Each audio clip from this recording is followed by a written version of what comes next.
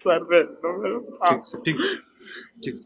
कहीं ना कहीं इसमें सरकार का और जो प्रशासन है उसका फेलियर है, क्योंकि उनको अगर कोई भी कार्रवाई करनी थी तो वहाँ पे जो लोग थे पहले उनको विश्वास में लेना चाहिए था, उसके बाद कोई कार्रवाई होनी चाहिए थी। तो जो दोनों तरफ से जो हुआ वो नहीं होता। गोली पार हो गई।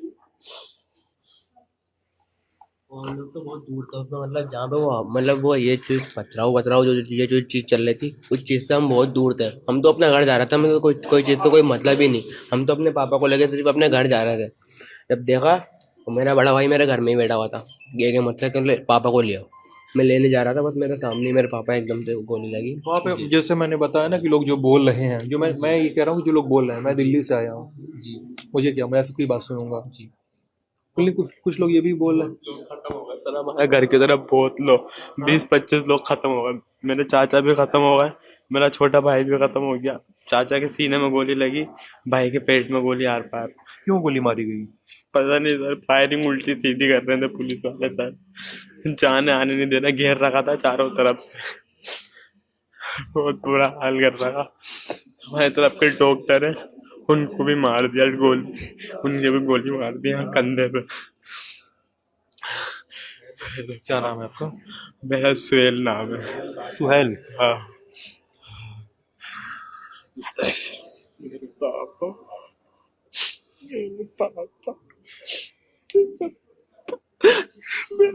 सर पे तो मेरे पापा। ठीक ठीक। जो लापरवाही जिन लोगों ने करी है उनके खिलाफ कार्रवाई होनी चाहिए।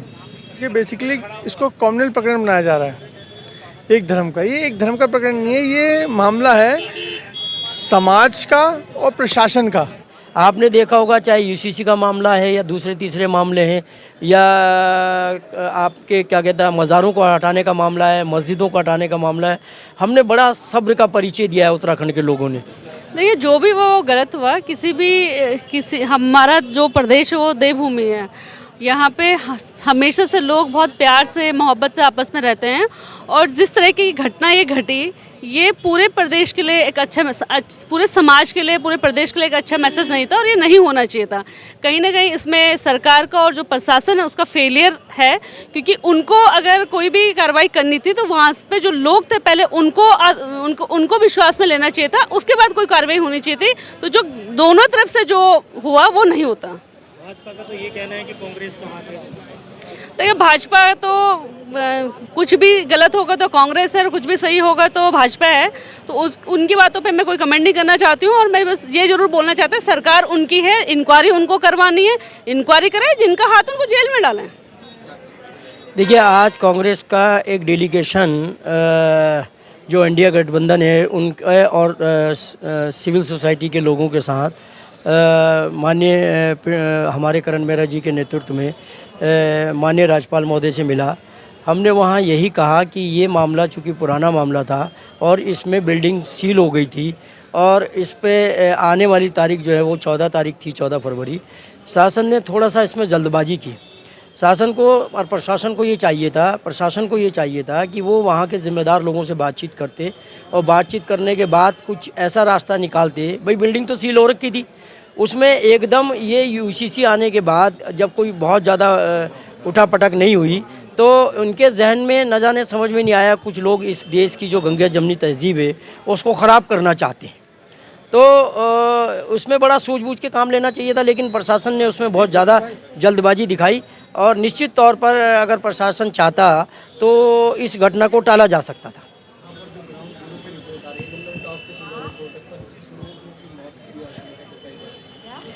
देखिए, कभी कभी ये होता है कि उसके बाद तो उन्होंने वहाँ पर कर्फ्यू लगा दिया, और कर्फ्यू लगातार लगा हुआ है। उससे ये आप ये बताइए, इस चीज़ की पुष्टि करना, आप तो 25 की बात कर रहे हैं, हमें तो बहुत ज़्यादा अंदेशा है, वहाँ से लोग भाग गए हैं। इतना सारा 6000 लोगों की आबादी का वो जगह थी, और 6000 में आप देखिए जब आपने कर्फ्यू लगा दिया, क्या किस तरीके से वहाँ लोग अपना ये सब देख रहे होंगे।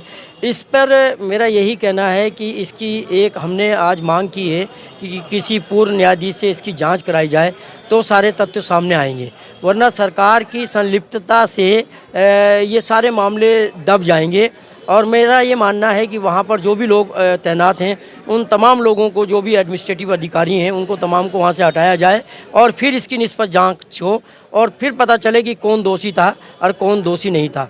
4 बजे आप वहाँ जा रहे हैं, आपको पता है 6:30 बजे अंधेरा हो जाता है। आपकी प्लानिंग ही यही थी कि हम अंधेरे में वहाँ जो चाहेंगे वो जिस तरह से चाहेंगे उस तरह से काम को अपना कर लेंगे। लेकिन इसमें और बहुत सारे असामाजिक तत्वों को मौका मिला। न जाने किसकी तरफ से ये क्या हुआ, ये बड़ा खेदजनक स्थिति है और हम ऐसी घटना की हर तरीके से निंदा करते हैं और इसकी पुनरावृत्ति ना हो उसके लिए ये मांग करते हैं कि सरकार को बड़ी सजगता के साथ, क्योंकि 2024 का चुनाव आ रहा है और उस चुनाव को मद्देनज़र रखते हुए इस स्वस्थ लोकतंत्र को बचाए रखने के लिए सरकार थोड़ा सा सजग रहे। जनता से ये अपील है कि जनता जो है अपना संयम से काम ले और जो लोग असामाजिक तत्व इस तरह से माहौल को ख़राब करना चाहते हैं उनसे बाज आएँ। और हमने तो बड़ा सर्व से काम लिया है। आपने देखा होगा, चाहे यूसीसी का मामला है या दूसरे तीसरे मामले हैं या आपके क्या कहता है मज़ारों को हटाने का मामला है, मस्जिदों को हटाने का मामला है, हमने बड़ा सब्र का परिचय दिया है उत्तराखंड के लोगों ने। और हमने बहुत सिस्टम से और सूझबूझ के साथ किसी भी इस तरह की भावनाओं को भड़कने नहीं दिया जिससे समाजी ताना बाना खराब हो। अब हमारी यही दरख्वास्त है जनता से कि वो भी देखें समय की नज़ाकत है, वो समय की नज़ाकत को समझते हुए अपना सूझबूझ का परिचय दें। देखिए, जो मामला सामने आया है उसमें प्रशासन की जिन लोगों की गलतियां हैं, जो लापरवाही जिन लोगों ने करी है, उनके खिलाफ कार्रवाई होनी चाहिए। और ये जो प्रकरण है ये बेसिकली इसको कॉम्युनल प्रकरण बनाया जा रहा है, एक धर्म का। ये एक धर्म का प्रकरण नहीं है, ये मामला है समाज का और प्रशासन का, पब्लिक वर्सेस प्रशासन की जो लड़ाई चल रही है। इसमें मुझे लगता है कहीं ना कहीं प्रशासन के कुछ अधिकारियों की चूक है। इनको सब लोगों को कॉन्फिडेंस में लेके कार्य करना चाहिए था। और जब 14 फरवरी, जो मेरी संज्ञान में कि 14 फरवरी की तारीख लगी हुई थी इसमें हाई कोर्ट में, तो 14 फरवरी तक इंतजार करना चाहिए था। जब जुडिशरी में सबको विश्वास है तो प्रशासन को भी विश्वास करना चाहिए था। और साथ साथ इसमें एक हाई कोर्ट के सिटिंग जज की निगरानी में जाँच होनी चाहिए और जो लोग दोषी हैं जिन्होंने इस पूरे प्रकरण में लापरवाही करी है उनके खिलाफ मुकदमे होने चाहिए, सख्त से सख्त कार्रवाई होनी चाहिए। कुछ नेताओं का कहना है कि इसमें कांग्रेस का। अब देखिए, भाजपा की तो कथनी और करनी में जमीन आसमान का फर्क है कि भाजपा तो एक तरफ बोलती है बेटी बचाओ बेटी पढ़ाओ, और अंकिता हत्याकांड में जो नाम आ रहा है भाजपा के नेताओं का नाम आ रहा है, तो भाजपा की तो कथनी करनी में भगवान ही जानता है। लेकिन मैं कह रहा हूँ कि अगर कुछ भी है, कुछ लोगों पर कार्रवाई हुई है, तो हम कह रहे हैं हाई कोर्ट की सीटिंग जज की निगरानी में जांच होएगा, दूध का दूध पानी का पानी हो जाएगा। और जिन लोगों ने इस पूरे प्रकरण में गलती करी है या देरी करी है, जो भी गलतियां पाई गई उनके खिलाफ कार्रवाई करें, सख्त से सख्त कार्रवाई करें, हम तो कह रहे हैं। तो कहीं ना कहीं आपको लगता है कि इसमें प्रशासन का ढील रही है? निश्चित तौर से प्रशासन की पूरी ढील रही है।